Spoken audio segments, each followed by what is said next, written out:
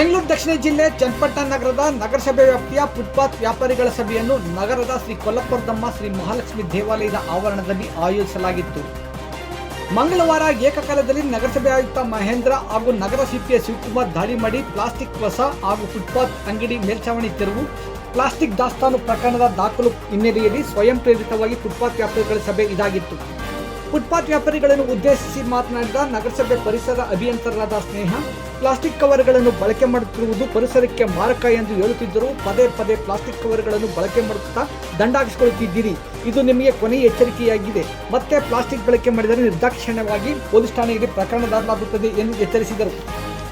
ತಮ್ಮ ಅಂಗಡಿಗೆ ಬರುವ ಗ್ರಾಹಕರಿಗೆ ನಗರಸಭೆಯಿಂದ ನೀಡಿರುವ ಬಟ್ಟೆ ಬ್ಯಾಗ್ ತರುವಂತೆ ಹೇಳಬೇಕು, ಇಲ್ಲ ಎಂದರೆ ತಮ್ಮ ಬಳಿ ಇರುವ ಪರಿಸರ ರಕ್ಷಣೆಯ ಬ್ಯಾಗ್ಗಳನ್ನು ನೀಡಬೇಕು ಎಂದರು. ಪ್ಲಾಸ್ಟಿಕ್ ಮುಕ್ತ ನಗರಕ್ಕೆ ಫುಟ್ಪಾತ್ ವ್ಯಾಪಾರಿಗಳು ಹಾಗೂ ಸಾರ್ವಜನಿಕರು ಸಹಕರಿಸಬೇಕು. ಒಂದು ಚಪ್ಪಾಳೆಯಿಂದ ಚಪ್ಪಾಳೆಯಾಗದು ಹಾಗೂ ಎಲ್ಲರೂ ಸೇರಿ ಬಡಿದರೆ ಮಾತ್ರ ಅದು ಚಪ್ಪಾಳೆಯಾಗುತ್ತದೆ ಎಂದು ತಿಳಿಸಿದರು.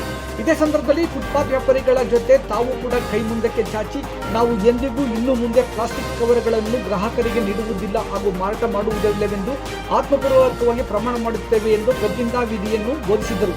ಈ ಸಂದರ್ಭದಲ್ಲಿ ನಗರಸಭೆ ಹಿರಿಯ ಆರೋಗ್ಯ ನಿರ್ದೇಶಕಿ ಕುಸುಮ, ಫುಟ್ಪಾತ್ ವ್ಯಾಪಾರಿಗಳ ಸಂಘದ ಅಧ್ಯಕ್ಷೆ ಶ್ಯಾಮಲಾ, ಮುಖಂಡರಾದ ಕೃಷ್ಣೇಗೌಡ, ಮಾದೇಶ ಹಾಗೂ ಹಲವಾರು ಮಂದಿ 200ಕ್ಕೂ ಹೆಚ್ಚು ಫುಟ್ಪಾತ್ ವ್ಯಾಪಾರಿಗಳು ಹಾಜರಿದ್ದರು.